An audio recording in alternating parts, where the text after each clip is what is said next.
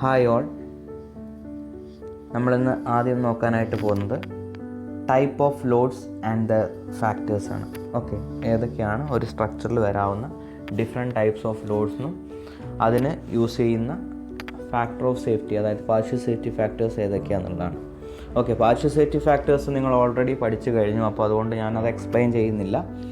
ഏതൊക്കെയാണ് ടൈപ്സ് എന്നുള്ളത് ഞാനൊന്ന് ജസ്റ്റ് ഓരോന്നിനെയും കുറിച്ച് എക്സ്പ്ലെയിൻ ചെയ്ത് പോവാം. Structures are designed to withstand various types of loads. The various types of loads expected on a structure are as follows. അപ്പോൾ സ്ട്രക്ചറിൽ വരുന്ന വേരിയസ് ടൈപ്സ് ഏതൊക്കെയാണെന്നുള്ളതാണ് ഞാൻ പറയാനായിട്ട് പോകുന്നത്. First one dead loads, second one live loads or imposed loads, third one wind loads, fourth one snow loads, fifth one earthquake loads. അങ്ങനെ 5 type lords ആണ് മെയിനായിട്ട് ഒരു സ്ട്രക്ചറിൽ വരാൻ ചാൻസ് ഉള്ളത്. ഓക്കെ, ആദ്യം നമുക്ക് ഡെഡ് ലോഡ്സിനെ കുറിച്ച് നോക്കാം. Dead loads refers to loads that relatively don't change over time. These are permanent loads which are always present. അതായത് സമയത്തിനനുസരിച്ച് ഇത് മാറുന്നില്ല. ഓക്കെ, ഫിക്സ്ഡ് ആയിട്ടുള്ള ഒരു ലോഡാണ് ഡെഡ് ലോഡ്. ഓക്കെ, അത് പെർമനൻ്റ് ആണ്, എല്ലാ സമയത്തും ഒരുപോലെ തന്നെ ഉണ്ടാകുന്ന ലോഡാണ് ഡെഡ് ലോഡ്. ഓക്കെ, അപ്പോൾ നമുക്ക് മെയിനായിട്ട് ഇത് ഒരു ബിൽഡിങ്ങിൻ്റെ സ്ട്രക്ചറിൻ്റെ ഓരോ കമ്പോണൻസിൻ്റെ വെയിറ്റ് ആണെന്നുള്ളത് നമുക്ക് പറയാം, അതിൻ്റെ ഓൺ വെയിറ്റ് ആണെന്നുള്ള രീതിയിൽ നമുക്ക് പറയാം. ഓക്കെ, മെയിനായിട്ട് അതിൻ്റെ ഓൺ വെയിറ്റ് തന്നെയാണ് ഡെഡ് ലോഡായിട്ട് വരുന്നത്. ഓക്കെ, ഇപ്പം ബീമാണെങ്കിൽ ബീമിൻ്റെ ഡെഡ് ലോഡ് എന്ന് പറയുന്നത് അതിൻ്റെ ഓൺ വെയിറ്റ് ആണ്. ഓക്കെ, ഒരു സ്ട്രക്ചറിൻ്റെ ഡെഡ് ലോഡ് എന്ന് പറയുമ്പോൾ അതിലേക്ക് ഓരോ ബിൽഡിംഗ് കമ്പോണൻസിൻ്റെയും ഓൺ വെയിറ്റ്സ് കോൺട്രിബ്യൂട്ട് ചെയ്യുന്നുണ്ട്. ഓക്കെ, അതായത് ഓരോ സമയത്തിനനുസരിച്ചിട്ട് ഈ ലോഡ് ചേഞ്ച് ചെയ്യുന്നില്ല. ഓക്കെ, പെർമനൻ്റ് ആയിട്ടുള്ള ലോഡാണ്. These are permanent loads which are always present. Dead load depends upon the unit weight of material. Okay, dead load depends upon the unit weight of the material. അതായത് dead load എന്തിനാണ് depend ചെയ്യുന്നത്? Unit വെയ്റ്റിനെ, അല്ലേ? ഓരോ മെറ്റീരിയലിൻ്റെ unit വെയ്റ്റിനെയാണ് depend ചെയ്യുന്നത്. Okay, അപ്പം unit weight എന്ന് പറയുന്നത് വേണമെങ്കിൽ ഞാൻ ഇങ്ങനെ ഒരു കോൺക്രീറ്റിൻ്റെ യൂണിറ്റ് വെയ്റ്റ് ഞാൻ ഒരു എക്സാമ്പിൾ വെച്ച് പറയാം. അതായത് ഇപ്പം 1 metre length, 1 metre breadth, 1 metre depth ഉള്ള ഒരു ബോക്സിൻ്റെ അകത്തേക്ക് കോൺക്രീറ്റ് നിറയ്ക്കുകയാണെങ്കിൽ, ഓക്കെ, കോൺക്രീറ്റ് നിറച്ച് അതിൻ്റെ വെയിറ്റ് എടുക്കുകയാണെങ്കിൽ അതാണ് അതിൻ്റെ യൂണിറ്റ് വെയിറ്റ്. അതായത് ഒരു m³ കറസ്പോണ്ടിങ് ആയിട്ടുള്ള വെയിറ്റ് കിലോ ന്യൂട്ടണിൽ. ഓക്കെ, അതാണ് യൂണിറ്റ് വെയിറ്റ്. അപ്പോൾ നമ്മളിപ്പം കോൺക്രീറ്റ് അതുപോലെ ഒരു m³ കോൺക്രീറ്റിൻ്റെ വെയിറ്റ് നോക്കുകയാണെങ്കിൽ, അതായത് PCC ആണെങ്കിൽ അതിൻ്റെ യൂണിറ്റ് വെയിറ്റ് നമ്മൾ എടുക്കുന്നത് 24 kilo newton per metre cube ആയിരിക്കും. Okay, 24 kilo newton per metre cube. RCCൻ്റെ യൂണിറ്റ് വെയിറ്റ് ആണെങ്കിൽ അത് 25 കിലോ ന്യൂട്ടൺ പെർ മീറ്റർ ക്യൂബാണ്.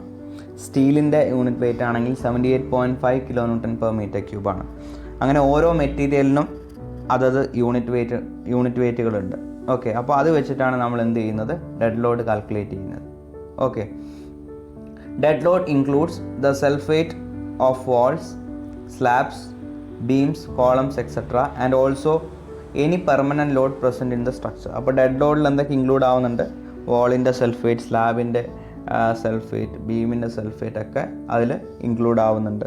ഇനി ഇൻ കേസ് എന്തെങ്കിലും പെർമനൻ്റ് ആയിട്ട് മൂവ് ചെയ്യാത്ത രീതിയിൽ എന്തെങ്കിലും ഫിക്സ് ചെയ്തിട്ടുള്ള ഏതെങ്കിലും ലോഡ്സ് സ്ട്രക്ചറിലുണ്ടെങ്കിൽ അതിനെയും നമുക്ക് ഡെഡ് ലോഡായിട്ട് നമുക്ക് ഇൻക്ലൂഡ് ചെയ്യാം. അതായത് പെർമനൻ്റ് ആയിട്ട് ആക്ട് ചെയ്യുന്ന അല്ലെങ്കിൽ ഫിക്സ് ചെയ്ത് വെച്ചിരിക്കുന്ന ഏതെങ്കിലും ഒരു ടൈപ്പ് ലോഡിനെയും നമുക്ക് ഡെഡ് ലോഡിൽ നമുക്ക് ഇൻക്ലൂഡ് ചെയ്യാം.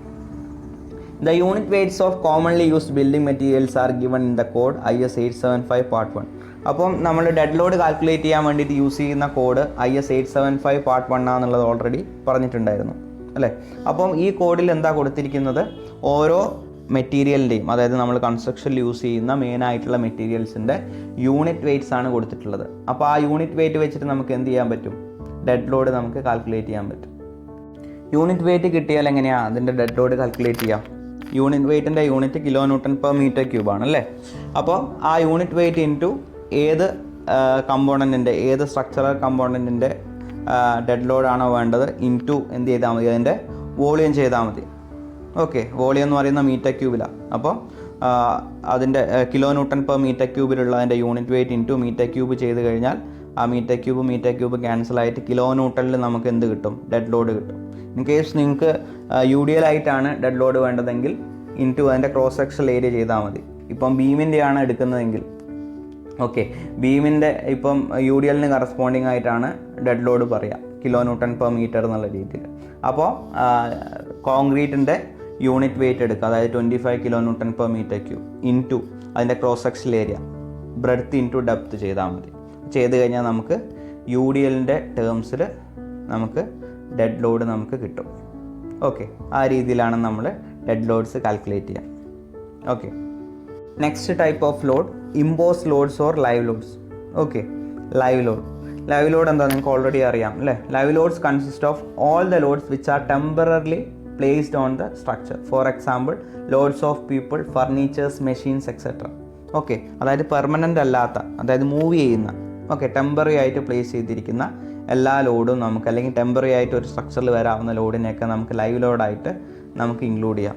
ഇപ്പോൾ നമ്മൾ തന്നെ നമ്മുടെ വെയിറ്റ് തന്നെ ലൈവ് ലോഡായിട്ടാണ് ബിൽഡിങ്ങിലേക്ക് വരുന്നത്. ഓക്കെ, ഫർണിച്ചേഴ്സിൻ്റെ വെയിറ്റ്, മെഷീൻസിൻ്റെ വെയിറ്റ്, അതായത് മാറ്റിയിടാൻ പറ്റുന്ന രീതിയിൽ പെർമനൻ്റ് ആയിട്ട് ഒരു സ്ഥലത്ത് ആക്ട് ചെയ്യാതെ മൂവ് ചെയ്ത് നമുക്ക് വെക്കാൻ പറ്റുന്ന ടൈപ്പ് ലോഡുകളൊക്കെ, അല്ലെങ്കിൽ മൂവ് ചെയ്യുന്നതായിട്ടുള്ള ലോഡുകളൊക്കെ നമുക്ക് ലൈവ് ലോഡിൻ്റെ കൂട്ടത്തിൽ പെടുത്താം. Okay, these loads keep on changing from time to time. എല്ലാ സമയത്തും ഈ ലൈവ് ലോഡ് ഒരുപോലെ ആയിരിക്കണം എന്നില്ല. ഇപ്പോൾ ഒരു റൂമിൻ്റെ അകത്ത് ഒരാളാണ് നിൽക്കുന്നതെങ്കിൽ ലോഡ് വ്യത്യസ്തമായിരിക്കും അല്ലേ? ഇപ്പം ഒരു 10 പേര് ഒരു റൂമിൻ്റെ അകത്ത് നിൽക്കുകയാണെങ്കിൽ അവിടെ വരുന്ന ലൈവ് ലോഡ് ഡിഫറെൻ്റ് ആയിരിക്കും. അപ്പം ഓരോ സമയത്തിനനുസരിച്ചിട്ട് ലൈവ് ലോഡ് എന്ത് ചെയ്യും? മാറിക്കൊണ്ടിരിക്കും. Okay, these loads keep on changing from time to time. Various impose loads coming on the structure are given in code IS 875 Part 2. അപ്പം ഓരോ കേസിലും വരുന്ന ഇമ്പോസ് ലോഡ് നമുക്ക് IS 875 Part 2 കൊടുത്തിട്ടുണ്ട്.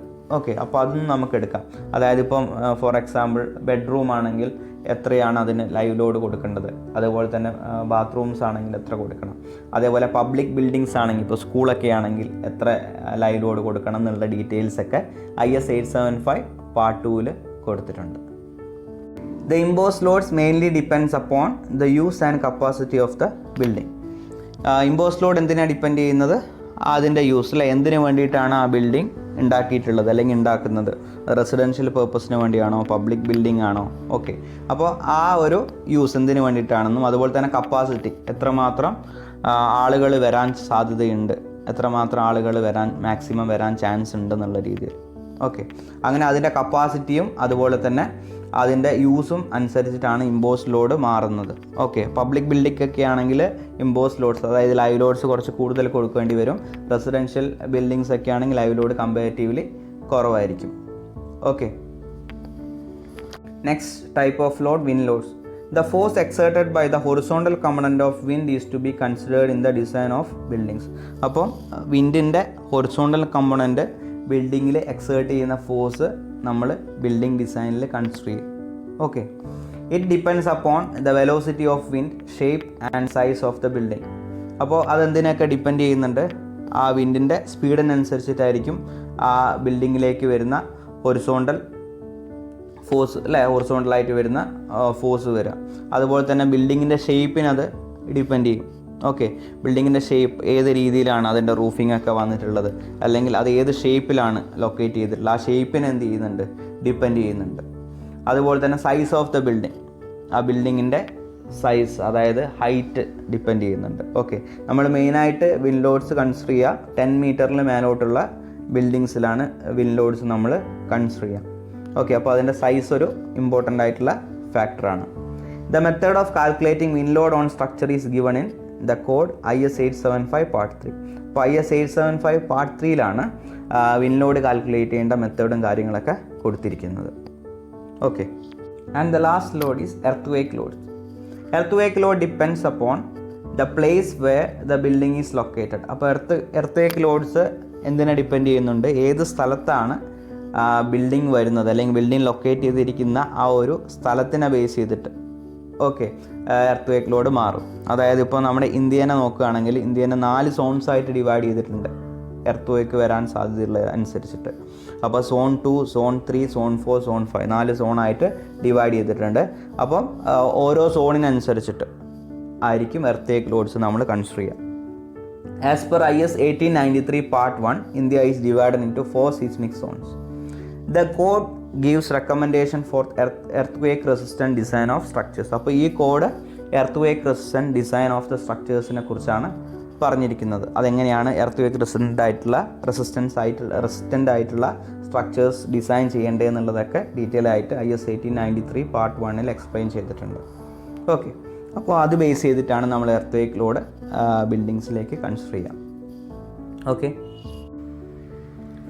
Not: partial safety factors for these loads in different combinations are given in table 18 of IS 456-2000 page number 68. അപ്പോൾ IS 456-2000 page number 68 കൊടുത്തിരിക്കുന്ന table 18 ഈ different types of ലോഡ്സും അതുപോലെ തന്നെ അതിൻ്റെ ഡിഫറെൻറ്റ് കോമ്പിനേഷനിൽ വരുമ്പോഴുള്ള പാർഷ്യൽ സേഫ്റ്റി ഫാക്ടേഴ്സും എടുക്കുന്നതിനെക്കുറിച്ച് മെൻഷൻ ചെയ്തിട്ടുണ്ട്. അത് നമ്മൾ ഓൾറെഡി അതിലൂടെ പോയതാണ്, അതിൻ്റെ ക്ലാസ് കഴിഞ്ഞതാണ്.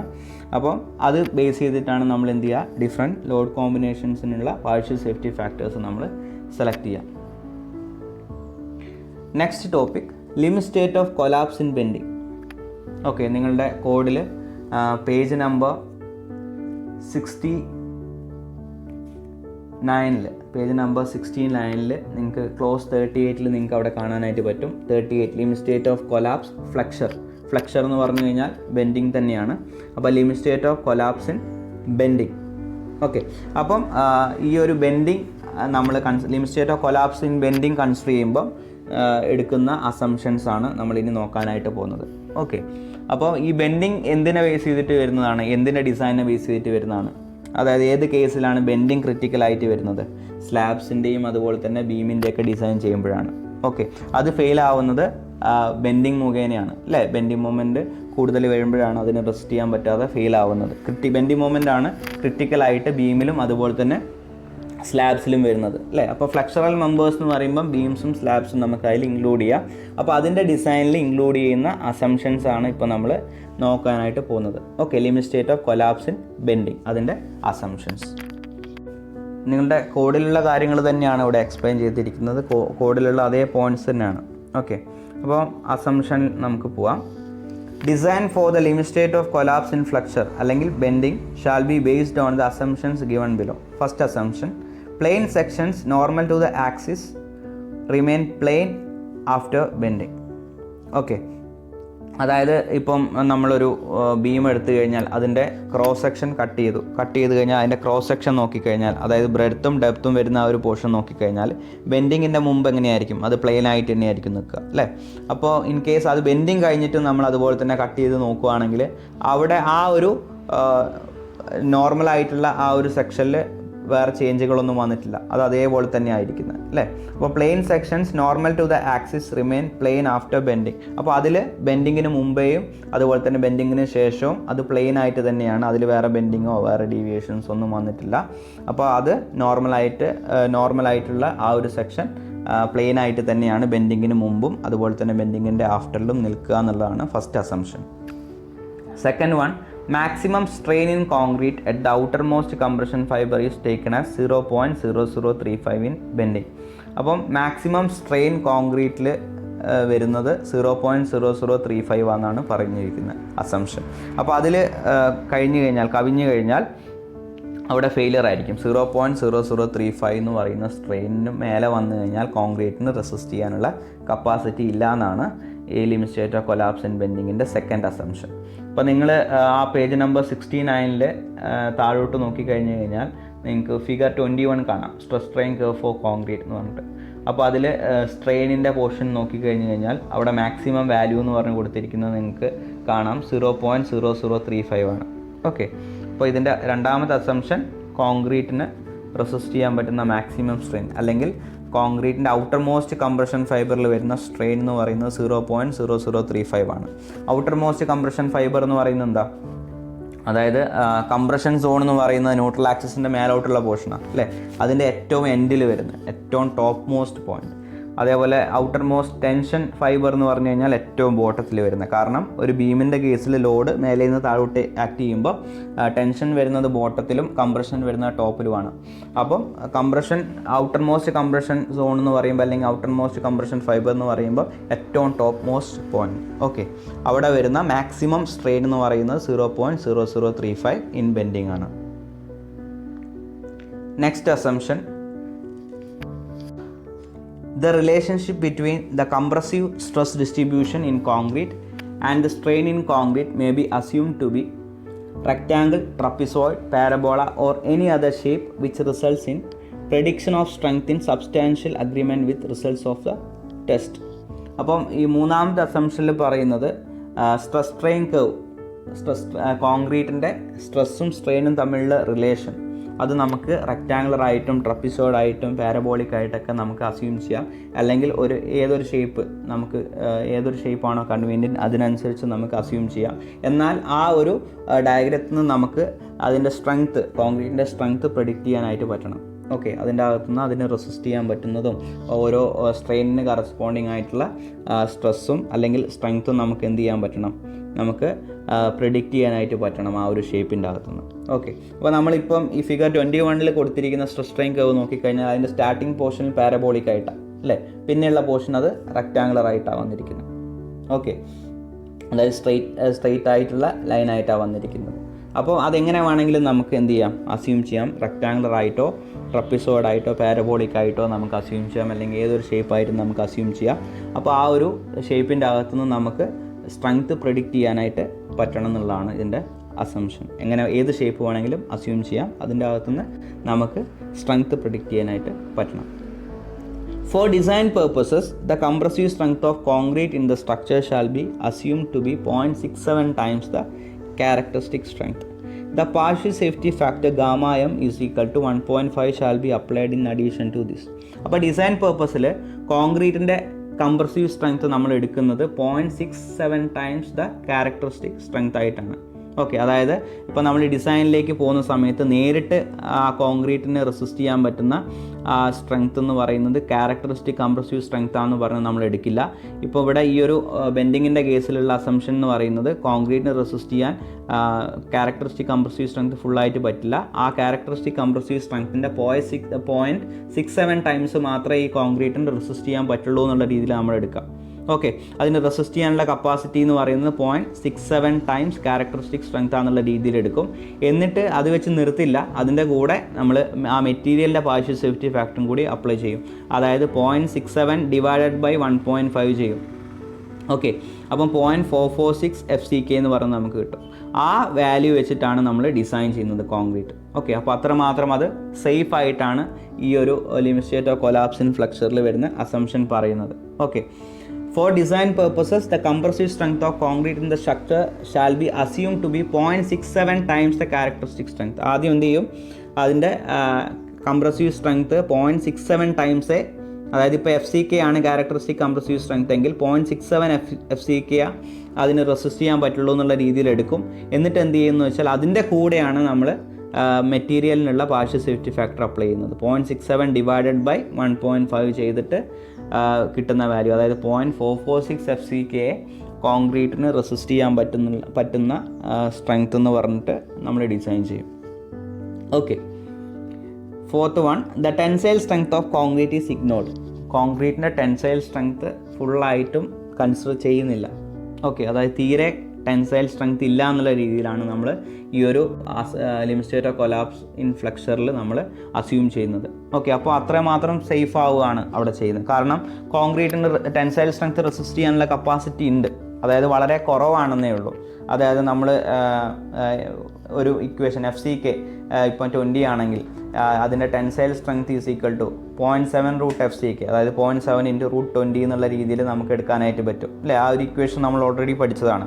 അതായത് tensile strength is equal to 0.7 √FCK. അപ്പോൾ നമുക്ക് ക്യാരക്ടറിസ്റ്റിക് കംപ്രസീവ് സ്ട്രെങ്ത് ഉണ്ടെങ്കിൽ അതിൻ്റെ അകത്തുനിന്ന് ടെൻസൈൽ സ്ട്രെങ്ത് നമുക്ക് എടുക്കാനായിട്ട് പറ്റും. അപ്പോൾ അതിൽ വാല്യൂ വരുന്നുണ്ട്. M20 ഒക്കെ നോക്കുമ്പോൾ ഏകദേശം 3 point something ഒക്കെ വാല്യൂ വരുന്നുണ്ട് അല്ലേ, ക്യാരക്ടറിസ്റ്റിക് കംപ്രസീവ് സ്ട്രെങ്ത് നമ്മൾ വെച്ച് നോക്കുമ്പം ടെൻസൈൽ സ്ട്രെങ്ത്ത് 3 പോയിൻറ്റ് സംതിങ് ആ റേഞ്ചിൽ വരുന്നുണ്ട്. എന്നാൽ ഈ ഒരു അസംഷനിൽ നമ്മൾ എന്താണ് എടുക്കുന്നത്, ടെൻസൈൽ സ്ട്രെങ്ത്ത് തീരെ റെസിസ്റ്റ് ചെയ്യാൻ കോൺക്രീറ്റിന് പറ്റില്ല എന്നുള്ള രീതിയിലാണ് നമ്മൾ ഡിസൈനിൽ എടുക്കുന്നത്. Okay, the stresses in the reinforcement are derived from representative stress strain curve for the type of steel used. For design purposes, the partial safety factor gamma m equal to 1.15 shall be applied. റീഇൻഫോഴ്സ്മെൻറ്റിൽ വരുന്ന stresses നമ്മൾ എടുക്കുന്നത് അതിൻ്റെ stress strain curve എന്നാണ്. Okay, ഏത് type സ്റ്റീലാണോ എടുത്തിരിക്കുന്നത് അതിൻ്റെ stress strain curve എന്നാണ് നമ്മൾ അതിനെ റെസിസ്റ്റ് ചെയ്യാൻ പറ്റുന്ന സ്ട്രെങ്ത്ത് അല്ലെങ്കിൽ അതിൻ്റെ സ്ട്രെസ്സ് നമ്മൾ എടുക്കുന്നത്. ഓക്കെ, എന്നിട്ട് എന്ത് ചെയ്യുമെന്ന് പറഞ്ഞു കഴിഞ്ഞാൽ for design purposes the partial safety factor gamma M equal to 1.15 shall be applied. ഇപ്പം ക്യാരക്ടറിസ്റ്റിക് സ്ട്രെങ്ത് എന്ന് പറയുന്ന സ്റ്റീലിൻ്റെ FI ആണെങ്കിൽ FI എന്ന് പറഞ്ഞിട്ടാണ് നമ്മൾ ഡിനോട്ട് ചെയ്യുക. അതിൻ്റെ കൂടെ എന്ത് ചെയ്യും, 1.15 എന്ന് പറയുന്ന മെറ്റീരിയലിൻ്റെ പാർഷ്യൽ സേഫ്റ്റി ഫാക്ടർ നമ്മൾ അപ്ലൈ ചെയ്യും. അതായത് FI ഡിവൈഡഡ് ബൈ 1.15 എന്നുള്ള വാല്യൂ നമ്മൾ അപ്ലൈ ചെയ്യും. ഓക്കെ, അതായത് 0.87 FI ആണ് ഡിസൈൻ സ്ട്രെങ്ത്ത് സ്റ്റീലിൻ്റെ അല്ലെങ്കിൽ റീഇൻഫോഴ്സ്മെൻറ്റിൻ്റെ ഡിസൈൻ സ്ട്രെങ്ത് ആയിട്ട് നമ്മൾ കൺസിഡർ ചെയ്യുന്നത്. Okay, the maximum strain in the tension reinforcement in the section at failure shall not be less than FI by 1.15 ES plus 0.002 where FI is equal to characteristic strength of steel and ES is equal to modulus of elasticity of steel. FI എന്ന് പറയുന്നത് characteristic strength of steel ആണ്, ES എന്ന് പറയുന്നത് modulus of elasticity of steel അല്ലെങ്കിൽ ലെങ്സ് modulus of steel. അപ്പോൾ ഈ ഒരു പോയിന്റിൽ പറഞ്ഞിരിക്കുന്നതെന്ന് പറഞ്ഞാൽ മാക്സിമം സ്ട്രെയിൻ ഇൻ ടെൻഷൻ റീഇൻഫോഴ്സ്മെൻറ്റിലെ മാക്സിമം സ്ട്രെയിൻ എത്രയായിട്ടാണ് അസ്യൂം ചെയ്തിരിക്കുന്നത്, tension reinforcement in the section at failure shall not be less than, അതായത് ഫെയിലിയർ ആവുമ്പോൾ വരുന്ന maximum strain. Okay, shall not be less than, അപ്പം ഈ പറഞ്ഞിരിക്കുന്ന വാല്യൂവിനേക്കാളും കുറയാൻ പാടില്ല, അത്രയും മാക്സിമം സ്ട്രെയിൻ ഉണ്ടായിരിക്കണം എന്നുള്ളതാണ് ഇവിടെ പറഞ്ഞിരിക്കുന്നത്. Shall not be less than FI by 1.15 ES plus 0.002. Okay, അതിൽ FI എന്ന് പറയുന്ന ക്യാരക്ടറിസ്റ്റിക് സ്ട്രെങ്ത് ഓഫ് സ്റ്റീലാണ്, ES യങ്സ് മോഡുലസ് ആണ്. അപ്പോൾ FI by ES എന്ന് പറഞ്ഞാൽ എന്താണ്, സ്ട്രെസ് ബൈ യങ്സ് മോഡുലസ് അല്ലെങ്കിൽ സ്ട്രെങ്ത് ബൈ യങ്സ് മോഡുലസ് എന്ന് പറയുന്നത് എന്താണ്, സ്ട്രെയിൻ ആണല്ലേ. അപ്പം FI by 1.15 എന്ന് പറയുമ്പോൾ നമ്മൾ അവിടെ വരുന്ന ക്യാരക്ടറിസ്റ്റിക് സ്ട്രെങ്ത്തിനെ ഡിസൈൻ സ്ട്രെങ്ത് ആക്കി മാറ്റിയതാണ് 1.15 വെച്ച് ഡിവൈഡ് ചെയ്യുമ്പോൾ. അപ്പോൾ ആ ഡിസൈൻ സ്ട്രെങ്ത് അല്ലെങ്കിൽ design stress divided by Young's modulus എന്ന് പറയുമ്പോൾ ആ ഡിസൈൻ സ്ട്രെയിൻ അല്ലേ, അതിന് കറസ്പോണ്ടിങ് ആയിട്ടുള്ള സ്ട്രെയിൻ അവിടെ കിട്ടുന്നത് പ്ലസ് 0.002 അതായിരിക്കും ടെൻഷൻ റീഇൻഫോഴ്സ്മെൻറ്റിൽ വരുന്ന മാക്സിമം സ്ട്രെയിൻ എന്നുള്ളതാണ് പറഞ്ഞിരിക്കുന്നത്. ഓക്കെ, എന്താണ് ആ 0.002 പ്ലസ് വരുന്നത് എന്നുള്ള നമുക്കറിയാം ഓൾറെഡി. ഇപ്പം സ്ട്രെസ് സ്ട്രെയിൻ കർവിൻ്റെ അകത്തുനിന്ന് ഈൽഡ് പോയിൻ്റ് നമുക്ക് കൃത്യമായിട്ട് എടുക്കാൻ പറ്റില്ല എന്നുണ്ടെങ്കിൽ നമ്മൾ എന്താ ചെയ്യുക, 0.2% പ്രൂഫ് സ്ട്രെസ്സാണ് എടുക്കുക അല്ലേ, ഈൽഡ് സ്ട്രെസ്സായിട്ട്. അതായത് 0.002 സ്ട്രെയിനിന് കറസ്പോണ്ടിങ് ആയിട്ട് വരുന്ന സ്ട്രെസ്സാണ് നമ്മൾ എടുക്കുക. ഓക്കെ, അപ്പോൾ അവിടെ 0.002 എന്നാണ് നമ്മൾ കാൽക്കുലേറ്റ് ചെയ്ത് സ്റ്റാർട്ട് ചെയ്യുന്നത് തന്നെ. അതുകൊണ്ടാണ് 0.002 plus FI divide by 1.15 into ES എന്ന് പറഞ്ഞ് നമ്മൾ എടുക്കുന്നത്. ഓക്കെ, അപ്പോൾ ലാസ്റ്റ് അസംഷൻ എന്താണ്, maximum strain in the tension reinforcement in the section. അപ്പം ഫെയിലിയറിന് മുമ്പേ ഉള്ള മാക്സിമം സ്ട്രെയിൻ ടെൻഷൻ റീഇൻഫോഴ്സ്മെൻറ്റിൽ shall not be less than FI by 1.15 ES plus 0.002. അതായത് maximum strain FI by 1.15 ES plus 0.002 കിട്ടുന്നുള്ളതാണ് ഈ അസംഷനിൽ പറഞ്ഞിരിക്കുന്നത്. ഓക്കെ, അപ്പോൾ ഇതാണ് ഇതിൻ്റെ 6 അസംഷൻസ്. നമുക്ക് വേണമെങ്കിൽ ആ 0.002ൻ്റെ കേസ് ഞാൻ ഒന്നുകൂടെ പറയാം. ഇപ്പോൾ ഇതാണ് കോൾഡ് വർക്ക് ഡീഫോംഡ് ബാസിൻ്റെ സ്ട്രെസ് സ്ട്രെയിൻ കർവ്, അതായത് തൊട്ടടുത്ത പേജ് നമ്പർ 70 ഇത് കൊടുത്തിട്ടുണ്ട്. അപ്പം ഇതിൽ നമുക്ക് ഡെഫിനറ്റ് ആയിട്ട് ഒരു ഈൽഡ് പോയിൻ്റ് ഇല്ല. അപ്പോൾ നമ്മൾ 0.2% പ്രൂഫ് സ്ട്രെസ്സാണ് നമ്മൾ എടുക്കുക. അപ്പോൾ ഈ ഫിഗറിൽ നോക്കുമ്പോൾ ആ FI വാല്യൂ എടുത്തിരിക്കുന്നത് നിങ്ങൾക്ക് കാണാം. അതായത് 0.002ൻ്റെ അവിടുന്ന് ആ ഇലാസ്റ്റിക് ആയിട്ടുള്ള ആ ഒരു പോർഷന് പാരലായിട്ട് നമ്മൾ 0.002 എന്ന് ലൈൻ വരയ്ക്കും. അത് സ്ട്രെസ് സ്ട്രെയിൻ കർവിൽ എവിടെയാണോ വന്ന് മീറ്റ് ചെയ്യുന്നത് അതിന് കറസ്പോണ്ടിങ് ആയിട്ടുള്ള സ്ട്രെസ്സാണ് അതിൻ്റെ ഈൽഡ് സ്ട്രെസ് എന്ന് പറയുന്നത്. ഓക്കെ, അപ്പോൾ 0.002 എന്നാണ് സ്ട്രെയിൻ നമ്മൾ ഈ സ്ട്രെസ് വാല്യൂ നമ്മൾ കാൽക്കുലേറ്റ് ചെയ്ത് തുടങ്ങുന്നത്. അപ്പം 0.002 എന്ന് പറയുന്ന സ്ട്രെയിൻ ഓൾറെഡി അവിടെ ഉണ്ട്. അപ്പം 0.002 അല്ലെങ്കിൽ 0.2% സ്ട്രെയിൻ. ഓക്കെ, അപ്പോൾ 0.002 പ്ലസ് പിന്നെയാണ് ബാക്കിയുള്ള പോർഷൻ വരുന്നത്. ഓക്കെ, FI വരുന്നുണ്ട്, അപ്പോൾ ആ FIക്ക് കറസ്പോണ്ടിങ് ആയിട്ടുള്ള സ്ട്രെയിൻ ആണ് നമ്മൾ എന്ത് ചെയ്യുന്നത്, കാൽക്കുലേറ്റ് ചെയ്യുന്നത്. അപ്പോൾ FI എന്നുള്ള വാല്യൂ നിങ്ങൾക്ക് നോക്കിക്കഴിഞ്ഞാൽ ഏറ്റവും ടോപ്പിൽ FI എന്നുള്ള വാല്യൂ ആണ്, അതിൻ്റെ താഴെ FI ഡിവൈഡ് ബൈ 1.15 കൊടുത്തിട്ടുണ്ട്. അപ്പോൾ FI ഡിവൈഡ് ബൈ 1.15 ആണ് നമ്മൾ ഡിസൈൻ സ്ട്രെങ്ത് ആയിട്ട് നമ്മൾ എടുക്കുന്നത്. ഓക്കെ, അതായത് 0.87 FI. ഇനി അതിൻ്റെ കൂടെ എന്ത് ചെയ്യും, FI ബൈ 1.15 ഡിവൈഡഡ് ബൈ എന്ത് ചെയ്യും, ESഉം കൂടിയും ചെയ്യും, യങ്സ് മോഡുലസ് ഓഫ് സ്റ്റീലും കൂടിയും ചെയ്യും. അപ്പോൾ നമുക്ക് ഈ 0.002 കഴിഞ്ഞിട്ടുള്ള സ്ട്രെയിൻ വാല്യൂ നമുക്ക് കിട്ടും ഈ രീതിയിൽ ചെയ്യുമ്പോൾ. ഓക്കെ, പ്ലസ് 0.002 ചെയ്യുമ്പോൾ അവിടെ വരുന്ന മാക്സിമം സ്ട്രെയിനായി മാറി. ഇപ്പോൾ മൈൽഡ് സ്റ്റീലിൻ്റെ കേസിലാണെങ്കിൽ നമുക്ക് ജസ്റ്റ് എന്ത് പറഞ്ഞാൽ മതി, ആ 0.002ൻ്റെ കേസ് നമുക്ക് അതിൽ കൺസിഡർ ചെയ്യേണ്ട കാര്യമില്ല. ഓക്കെ, അപ്പം FI ബൈ 1.15 ഇൻറ്റു ES മാത്രം, ES മാത്രമേ അവിടെ മാക്സിമം സ്ട്രെയിൻ ആയിട്ട് വരുള്ളൂ. ഓക്കെ, ഒരു ഡെഫിനറ്റ് ആയിട്ടുള്ള ഒരു ഈൽഡ് പോയിന്റ് ഇല്ല എന്നുള്ള കേസിൽ മാക്സിമം സ്ട്രെയിൻ എന്താ വരുന്നത്, FI ബൈ 1.15 ES പ്ലസ് 0.002 എന്നുള്ളതാണ് വരിക. Okay, next topic stress strain curve four concrete. അപ്പം കോൺക്രീറ്റിൻ്റെ സ്ട്രെസ് സ്ട്രെയിൻ കർവ് ആണ് നമ്മളിപ്പം പഠിക്കാനായിട്ട് പോകുന്നത്. അതിനെപ്പറ്റി അതെങ്ങനെ നമ്മുടെ ഡിസൈനിലേക്ക് വരുമ്പം ആ സ്ട്രെസ് സ്ട്രെയിൻ കർവ് എങ്ങനെ ഇൻഫ്ലുവൻസ് ചെയ്യുന്നുണ്ടെന്നുള്ള കാര്യങ്ങളൊക്കെയാണ് നമ്മൾ നോക്കുന്നത്. Okay, for design purposes the compressive strength of concrete in the structure shall be assume to be 0.67 times the characteristic strength. നമ്മളിപ്പോൾ അസംഷനിൽ പഠിച്ചതാണ് അല്ലേ, ലിമിറ്റ് സ്റ്റേറ്റ് ഓഫ് കൊലാപ്ഷൻ ബെൻഡിങ്ങിലുള്ള അസംഷനിൽ പഠിച്ചതാണിത്. അതായത് ഡിസൈൻ പർപ്പസിന് നമ്മൾ എന്ത് ചെയ്യും, compressive strength of concrete characteristic സ്ട്രെങ്ത്തിൻ്റെ 0.67 ടൈംസേ ഉള്ളൂ എന്നുള്ള രീതിയിൽ നമ്മൾ അസ്യൂം ചെയ്യും. എന്നിട്ട് എന്ത് ചെയ്യും, ആ ഫാക്ടറിൻ്റെ കൂടെ 1.15 നമ്മൾ 1.5 നമ്മൾ എന്ത് ചെയ്യും, ഡിവൈഡ് ചെയ്യും അല്ലേ. അതാണ് അതിൻ്റെ ഡിസൈൻ സ്ട്രെങ്ത് ആയിട്ട് നമ്മൾ എടുക്കുന്നത്. അതായത് 0.446 FCK ആണ് ഡിസൈൻ സ്ട്രെങ്ത് എന്നുള്ള രീതിയിൽ നമ്മൾ എടുക്കുന്നത്. ഓക്കെ, ഇനി ഈ 0.67 ഫാക്ടർ എന്തിനു വേണ്ടിയിട്ടാണ് ഇതിൽ ഇൻക്ലൂഡ് ചെയ്തിട്ടുള്ളതെന്ന് നമുക്ക് നോക്കാം. The 0.67 factor is introduced to account for the difference in strength indicated by a cube test and the strength of concrete in actual structure. അതായത് നമ്മൾ ക്യാരക്ടറിസ്റ്റിക് കംപ്രസീവ് സ്ട്രെങ്ത് നമ്മൾ കണ്ടുപിടിക്കുന്നത് ക്യൂബിൻ്റെ അകത്ത് കാസ്റ്റ് ചെയ്തിട്ടാണ് അല്ലേ, ക്യാരക്ടറിസ്റ്റിക് കംപ്രസീവ് സ്ട്രെങ്ത് കണ്ടുപിടിക്കുന്നത്. അപ്പോൾ അത് പ്രൊട്ടക്റ്റ് ആയിട്ടുള്ള എൻവയോൺമെൻറ്റ് എന്നാണ് നമ്മൾ ചെയ്യുകയൊക്കെ ചെയ്യുന്നത്. ഓക്കെ, അപ്പോൾ ഈ സ്ട്രക്ചറിലേക്ക് വരുമ്പം എൻവയോൺമെൻറ്റൽ ഫാക്ടേഴ്സ് വരുന്നുണ്ട്. ഓക്കെ, അപ്പോൾ സ്ട്രക്ചറിൽ വരുമ്പം പൂർണ്ണമായിട്ട് നമ്മൾ ക്യൂബിൽ ചെയ്യുന്ന ആ ഒരു ക്വാളിറ്റി കിട്ടണമെന്നില്ല. അപ്പം അതുകൊണ്ട് തന്നെ ആ ക്യാരക്ടറിസ്റ്റിക് കംപ്രസീവ് സ്ട്രെങ്ത് നമ്മൾ ഫാക്ടറിയിൽ ചെയ്തിരിക്കുന്ന ക്യൂബിൽ ചെയ്തിരിക്കുന്ന ആ വാല്യൂവിനേക്കാളും കുറച്ച് വാല്യൂ കുറച്ചിട്ടാണ് നമ്മൾ എന്ത് ചെയ്യുന്നത്, സ്ട്രക്ചറിലേക്ക് വരുമ്പോൾ കൺസിഡർ ചെയ്യുന്നത്. അതുകൊണ്ടാണ് FCK വാല്യൂവിൻ്റെ കൂടെ 0.67 എന്ന് പറയുന്നൊരു ഫാക്ടർ കൊണ്ടുവന്നത്. അപ്പം 0.67 FCK എന്നുള്ള ക്യാരക്ടറിസ്റ്റിക് സ്ട്രെങ്ത് ആണ്, അല്ലെങ്കിൽ ആ സ്ട്രെങ്ത്തെ ഈ കോൺക്രീറ്റിന് റെസിസ്റ്റ് ചെയ്യാൻ പറ്റുള്ളൂ എന്നുള്ള രീതിയിലാണ് നമ്മൾ ഡിസൈനിലേക്ക് വരുന്നത്.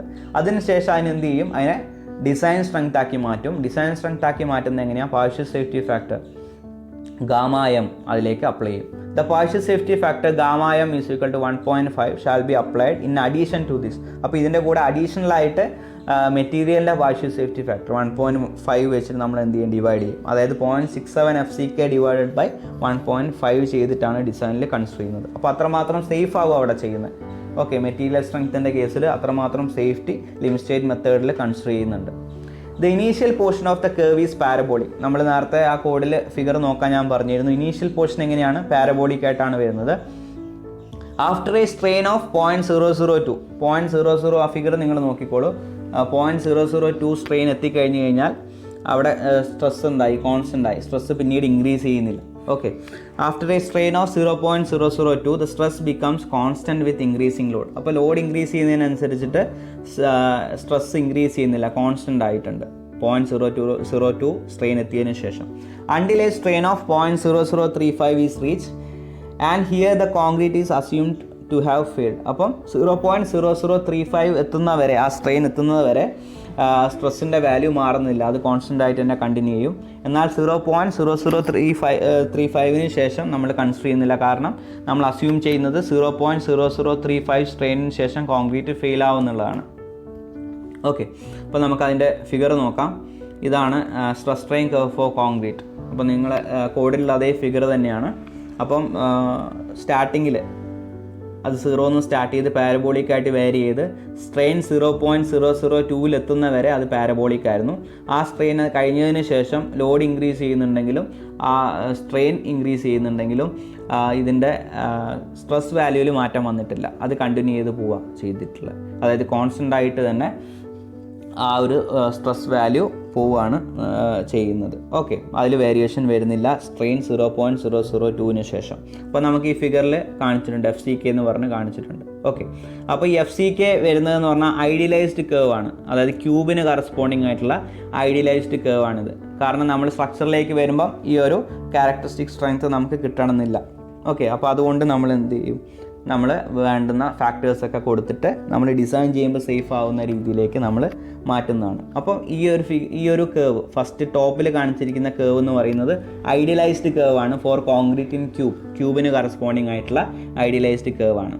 അതിൻ്റെ തൊട്ട് താഴെയുള്ള കേവ് നിങ്ങൾ നോക്കിക്കഴിഞ്ഞാൽ അതിന് കറസ്പോണ്ടിങ് ആയിട്ടുള്ള സ്ട്രെസ് 0.67 FCK എന്ന് പറഞ്ഞാൽ കൊടുത്തിട്ടുള്ളത്. ഓക്കെ, അപ്പം FCKൻ്റെ കൂടെ 0.67 എന്ന് പറയുന്ന ഫാക്ടർ കൊടുത്തതിന് ശേഷമുള്ള കേവാണിത്. ഓക്കെ, ആ കേവ് എന്താണ്? Idealised curve for concrete in structure.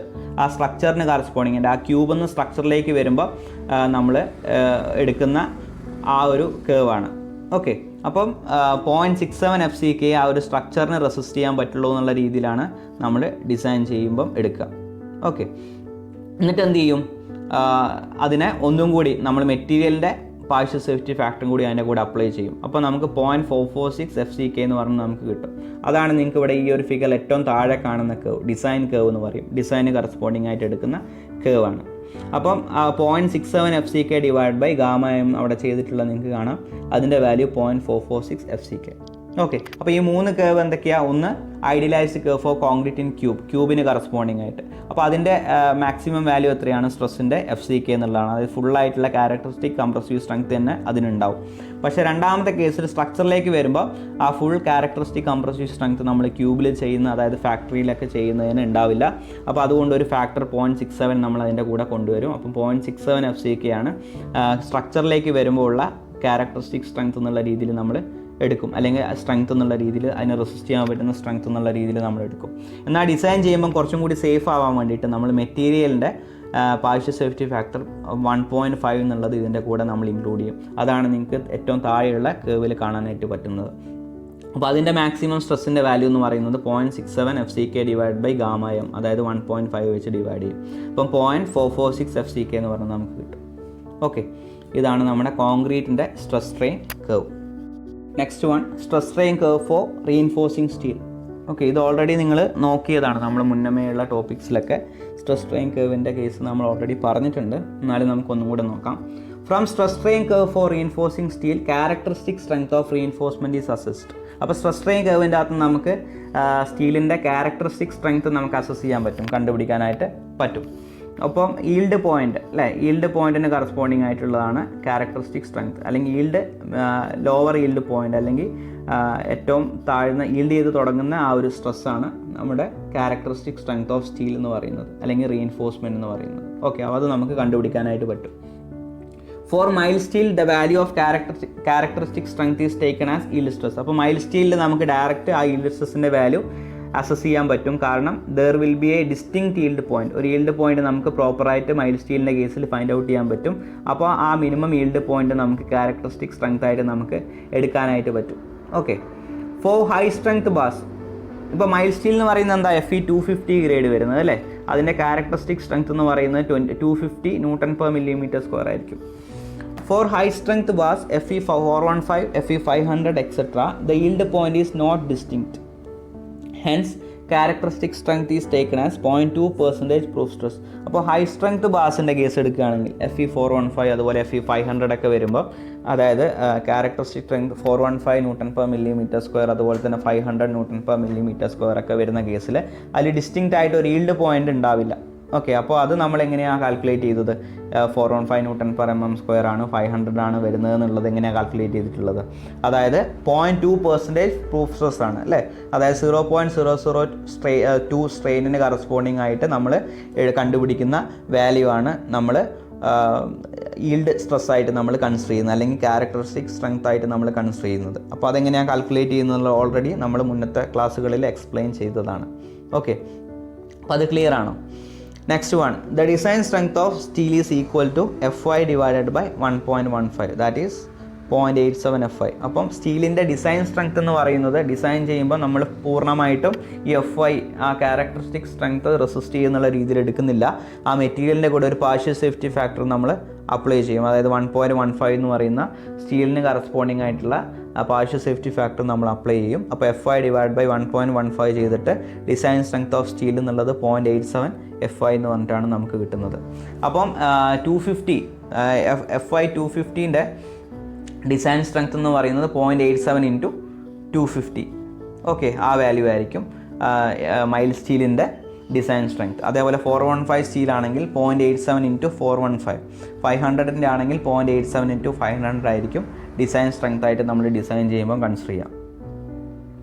ഇതാണ് നമ്മളെ കോഡിലുള്ള സ്ട്രെസ് സ്ട്രെയിൻ കർവ് ആണ്. Stress strain curve four steel bar without definite yield point. Definite yield point ഇല്ലാത്ത കേസിൽ ഇതാണ് സ്ട്രെസ് സ്ട്രെയിൻ കർവ്. അപ്പം 0.2% പ്രൂഫ് സ്ട്രെസ് ആണ് നമ്മൾ yield സ്ട്രെസ് ആയിട്ട് കൺസിഡർ ചെയ്യുന്നത്. അപ്പോൾ ഈ ഫിഗറിൽ നിങ്ങൾക്ക് കാണാം 0.002ൻ്റെ അവിടുന്ന് ഇലാസ്റ്റിക് ലൈനിൽ നിന്ന്, അതായത് ഇലാസ്റ്റിക് ലിമിറ്റിൻ്റെ അകത്തുള്ള ആ ഒരു ലൈനിന് പാരലായിട്ട് 0.002 ലൈൻ ഡോട്ടർ ലൈൻ വരച്ചിട്ടുണ്ട്. അതെവിടെയാണോ സ്ട്രെസ് സ്ട്രെയിൻ കർവിൽ വന്ന് മീറ്റ് ചെയ്യുന്നത് അതാണ് yield സ്ട്രെസ് ആയിട്ട് എടുത്തിരിക്കുന്നത്. ഓക്കെ, അതാണ് ക്യാരക്ടറിസ്റ്റിക് സ്ട്രെങ്ത് ആയിട്ട് നമ്മൾ റീഇൻഫോഴ്സ്മെൻറ്റിൽ എടുത്തിരിക്കുന്നത്. ഇത് ഡെഫിനിറ്റ് yield പോയിൻ്റ് ഉള്ള സ്ട്രെസ് സ്ട്രെയിൻ കർവ് ആണ്. അതായത് ഡെഫിനിറ്റ് ആയിട്ട് ഒരു yield പോയിൻ്റ് ഉണ്ട്. അപ്പോൾ ആ yield പോയിൻറ്റിൻ്റെ അവിടെ സ്റ്റോപ്പ് ചെയ്തു, നമുക്ക് ഈസി ആയിട്ട് ഐഡൻറ്റിഫൈ ചെയ്യാനായിട്ട് പറ്റി. അപ്പോൾ FY എന്നുള്ളതാണ് ഇതിൽ yield പോയിൻ്റ് ആയിട്ട് വന്നിരിക്കുന്നത്. അതായത് ഇലാസ്റ്റിക് ആ ലിമിറ്റ് കഴിഞ്ഞിട്ട് yielding സ്റ്റാർട്ട് ചെയ്ത ആ പോയിൻ്റ്. ഓക്കെ, അത് നമുക്ക് ഈസി ആയിട്ട് ഐഡൻറ്റിഫൈ ചെയ്യാൻ പറ്റും. അതിന് FY എന്ന് പറഞ്ഞ് ഡിനോട്ട് ചെയ്തിട്ടുണ്ട്. ഓക്കെ, അതിൻ്റെ കൂടെ 1.15 ഫാക്ടർ നമ്മൾ കൊടുത്തിട്ടാണ് ഡിസൈൻ ചെയ്യുമ്പോൾ നമ്മൾ എടുക്കുന്നത്. Okay, stress strain curve four steel bar with definite yield point. Okay, ഇത് ക്ലിയർ ആണല്ലോ? Thank you.